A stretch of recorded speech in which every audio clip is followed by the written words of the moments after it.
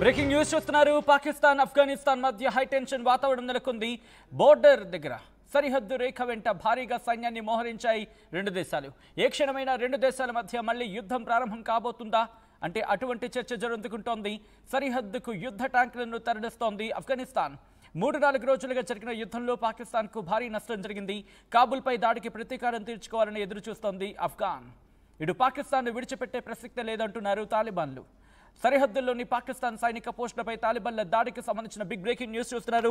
గత కొద్ది రోజులుగా అక్కడ ఎటువంటి పరిణామాలు చోటు చేసుకుంటున్నాయో ఆ అంశానికి సంబంధించి మాట్లాడుకుంటూనే యావత్ ప్రపంచం కూడా ఈరోజు ఇంకా చెప్పాలంటే ఈ క్షణం ఇటు ఆఫ్ఘాన్ వైపు చూస్తోంది. ఆఫ్ఘాన్ ఏం చేయబోతోంది, ఈరోజు ఏం చేసే అవకాశాలు ఉన్నాయి, ప్రస్తుతం దీనికి సంబంధించి యావత్ ప్రపంచం కూడా ఎదురు చూస్తోందంటే కనుక అతిశయోక్తి కాదనే చెప్పుకోవాలి. ఎందుకంటే జరుగుతున్న పరిణామాలు అలా ఉన్నాయి. ఇటు రెండు దేశాలకు సంబంధించి అంటే పాకిస్తాన్ అలాగే ఆఫ్ఘనిస్తాన్ రెండు దేశాల సరిహద్దు దగ్గర ఇటు ఒక ఉద్రిక్త వాతావరణం కనిపిస్తోంది, యుద్ధ వాతావరణం కనిపిస్తోంది. పాకిస్తాన్ నేను తగ్గేదే లేదంటోంది. నీకంత ఫీల్ లేదని నేను ఎప్పుడో తగ్గించేశానంటుంది ఆఫ్ఘనిస్తాన్. ఈ క్రమంలో రెండు దేశాలు ఏం చేయబోతున్నాయి? ఈరోజు రాత్రికి ఇంకొక యుద్ధాన్ని ప్రారంభించబోతున్నాయా? పాకిస్తాన్ ఆఫ్ఘనిస్తాన్ మధ్య హై టెన్షన్ వాతావరణానికి సంబంధించిన బిగ్ బ్రేకింగ్ న్యూస్ చూస్తున్నారు. ఎందుకు ఈ అంశం ఇంత సీరియస్గా మారుతోంది రోజు రోజుకి అనేది ఇప్పుడు మాట్లాడుకుంటున్న పరిస్థితి. రెండు దేశాల మధ్య నిప్పులా ఉన్న సమస్య ఒక్కసారిగా పడగ విప్పిందనుకోవాలా?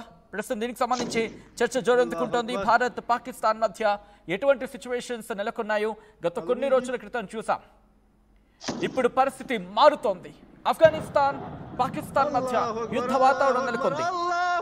ట్రంప్ కూడా మాట్లాడిన సందర్భంలో ఈ అంశానికి సంబంధించి మాట్లాడిన సందర్భంలో ఇటు కీలకమైన కమెంట్ చేసిన సందర్భం.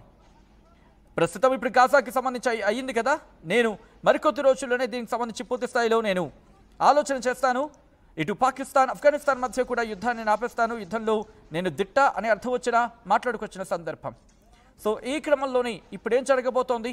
ఎందుకంటే పాకిస్తాన్కి సంబంధించి మాట్లాడుకున్న సందర్భంలో ఇటు తగ్గేదే లేదు అన్నట్టుగా వ్యవహరిస్తున్న పరిస్థితి. బట్ ఇటువంటి క్రమంలో ఒకసారి దాడికి సంబంధించిన దృశ్యాలు మీరు చూడొచ్చు. ఉద్రిక్తత నెలకొంది. ఇటు ఆఫ్ఘనిస్తాన్ మీద పాకిస్తాన్ దాడి చేస్తూ ఉంటే పాకిస్తాన్ ఇటు ఆఫ్ఘాన్ మీద దాడికి పాల్పడుతున్న పరిస్థితి. ఇప్పటికీ 2 సైనికులు చిక్కారు మాకంటోంది ఆఫ్ఘనిస్తాన్. ఈ నేపథ్యంలో ఒక్కసారి అక్కడ ఎటువంటి ఉద్రిక్త వాతావరణం ఉందో చూద్దాం.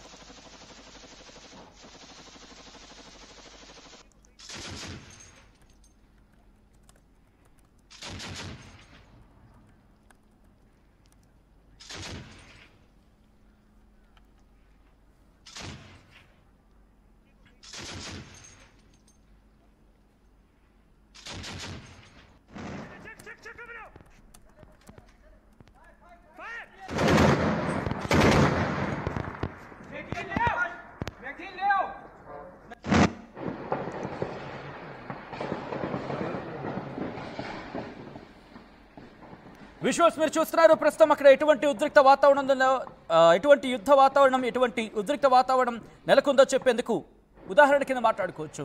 ఈ క్రమంలో ఇటు పాకిస్తాన్కి సంబంధించి 2 సైనికులను పట్టుకున్నామంటోంది ఆఫ్ఘనిస్తాన్. ఆ 2ని పట్టుకున్న తర్వాత ప్రస్తుతం వాళ్ళను తమ ఆధీనంలోకి తీసుకుంది, తమ అదుపులోకి తీసుకుంది. ఈ క్రమంలో ఎటువంటి వాతావరణం నెలకొంది, వాళ్ళు ఏమంటున్నారు?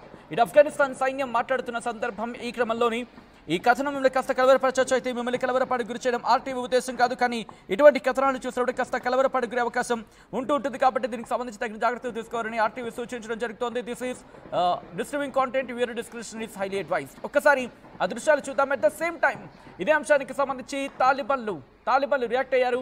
ఇటు 2 సైనికులని పాక్ సైనికుడిని 2ని తమ ఆధీనంలోకి తీసుకున్నామంటున్నారు తాలిబాన్లు. ఒక్కసారి వాళ్ళు ఏమంటున్నారో చూద్దాం.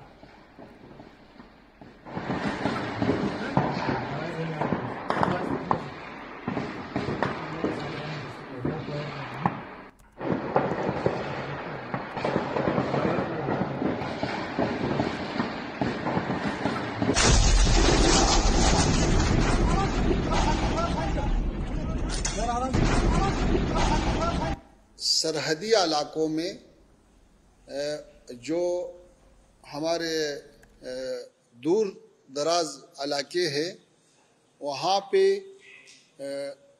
कुछ अटैक हुआ है, हम उसकी मजम्मत करता है और हम पाकिस्तान हुकूमत का ये काम एक बड़ा गलती समझता है और इससे मसाइल हल नहीं हो सकता है। अफ़गानिस्तान का तारीख़ गवाह है कि ऐसा मसाइल ज़ोर से हल नहीं किया सकता है।